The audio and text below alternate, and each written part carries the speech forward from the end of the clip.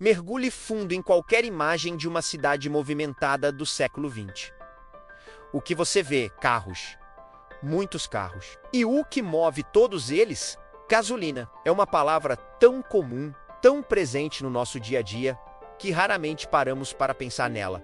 Enchemos o tanque, pagamos e seguimos em frente. Mas esse líquido, quase invisível e com um cheiro tão característico, não é apenas um combustível. É o sangue que corre nas veias do nosso mundo moderno.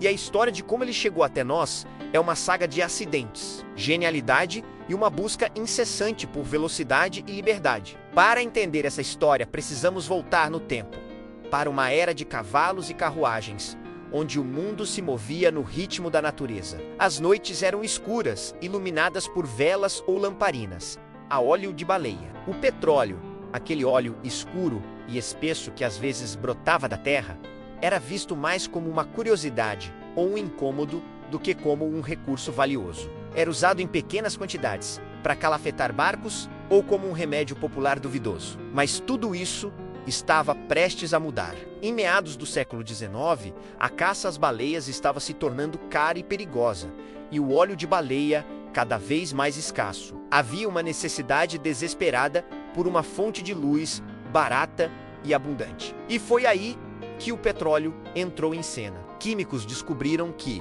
ao destilar o petróleo bruto, podiam separar diferentes componentes. O mais valioso, na época, era o querosene. Ele queimava de forma limpa e brilhante em lamparinas, substituindo o caro óleo de baleia e iluminando lares e ruas por todo o mundo. A era do petróleo havia começado, mas não por causa dos carros. Foi por causa da luz. Durante esse processo de destilação para obter o querosene, os refinadores se deparavam com um subproduto irritante, um líquido extremamente volátil, que evaporava rapidamente e era perigosamente inflamável. Era tão indesejado que muitas vezes era simplesmente descartado em rios ou queimado à noite, longe das refinarias, para evitar acidentes. Esse lixo perigoso, esse resíduo sem valor, tinha um nome: gasolina. Ela era um problema, um estorvo, na busca pelo ouro líquido da época. O querosene. Mal sabiam eles que estavam jogando fora o futuro. Enquanto a gasolina era descartada, inventores em toda a Europa, como Nicolaus Otto, estavam trabalhando em uma nova e revolucionária máquina, o motor de combustão interna. A ideia era criar uma explosão controlada dentro de um cilindro para mover um pistão. Era uma ideia poderosa, mas eles precisavam do combustível certo. Muitos tentaram usar gás de carvão ou até mesmo pólvora, mas os resultados eram instáveis e impraticáveis. Eles precisavam de algo líquido, energético e que pudesse ser vaporizado facilmente para se misturar com o ar. E foi aí que o caminho da gasolina e o do motor se cruzaram, quase por acaso. Em 1886, na Alemanha, um engenheiro chamado Karl Benz construiu o que é considerado o primeiro automóvel de verdade. O seu patente Motorwagen era um triciclo frágil, movido por um pequeno motor de combustão interna. Mas que combustível ele usava? Ele precisava de algo que pudesse comprar facilmente. Ele foi até uma farmácia e comprou um solvente de limpeza chamado ligroína, que era quimicamente muito parecido com a gasolina. Funcionou. O carro andou. Na mesma época, Gottlieb Daimler e Wilhelm Maybach também estavam desenvolvendo seus próprios motores, que eram mais leves e mais rápidos. Eles descobriram que a gasolina, aquele subproduto indesejado da refinação do querosene, era o combustível perfeito para suas criações. Era potente, volátil e exatamente o que eles precisavam. A invenção estava lá, mas o mundo ainda não estava pronto para ela. Os primeiros carros eram vistos como brinquedos barulhentos e fedorentos para excêntricos ricos. Ninguém imaginava que aquela geringonça substituiria o cavalo. E aqui entra uma heroína improvável na nossa história: Berta Benz. A esposa de Karl, vendo a frustração de seu marido com a falta de interesse do público, ela tomou uma decisão ousada. Em uma manhã de agosto de 1888, sem avisar o marido, ela pegou seus 2 filhos e dirigiu o patente Motorwagen em uma viagem de mais de 100 quilômetros para visitar sua mãe.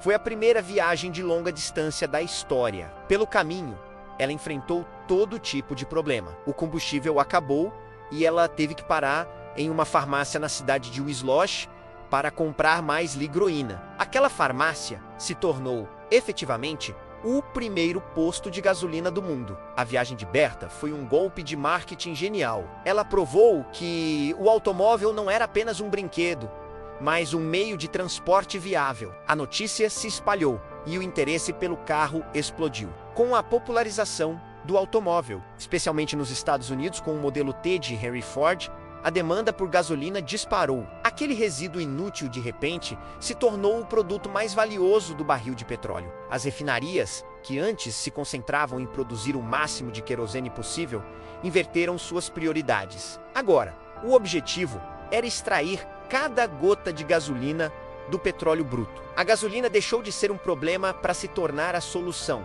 a chave para um novo mundo de mobilidade. Mas a gasolina do início do século XX não era a mesma que usamos hoje. Os motores estavam se tornando cada vez mais potentes, com taxas de compressão mais altas. Isso levou a um problema conhecido como batida de pino ou detonação, onde o combustível explodia de forma descontrolada, em vez de queimar suavemente.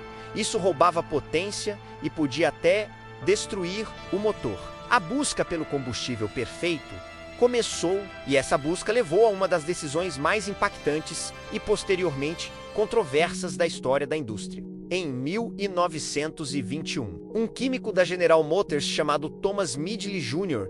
descobriu que adicionar um composto chamado tetraetilchumbo à gasolina eliminava completamente a batida de pino. Foi uma revolução. A gasolina com chumbo permitiu a criação de motores muito mais potentes e eficientes. Os carros ficaram mais rápidos, os aviões voaram mais alto.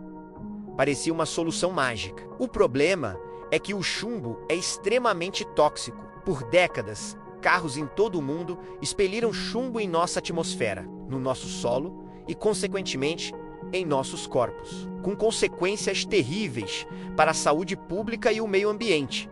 Algo que só começamos a entender e a reverter no final do século. O mundo que a gasolina construiu é inegavelmente impressionante. Ela encurtou distâncias, conectou pessoas e permitiu um nível de liberdade pessoal nunca antes imaginado. Cidades se expandiram para subúrbios, o comércio se tornou global e as férias em família de carro se tornaram um ritual.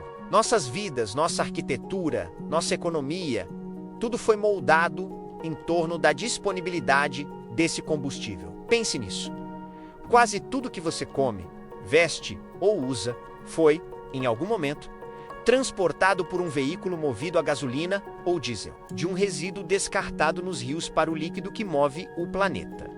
Essa é a jornada da gasolina. Uma história sobre como a necessidade de luz nos deu calor e como o lixo de uma indústria se tornou o tesouro de outra. É uma história de engenhosidade, de acidentes felizes e de consequências não intencionais. Hoje, estamos em um novo ponto de inflexão, buscando alternativas mais limpas e sustentáveis, olhando para a eletricidade, o hidrogênio. Mas é impossível negar o impacto profundo que esse líquido volátil teve na formação do nosso mundo. Ele nos deu velocidade, nos deu liberdade e redefiniu o próprio conceito de distância. A próxima vez que você parar em um posto, lembre-se, você não está apenas enchendo o tanque, você está se conectando a uma história incrível.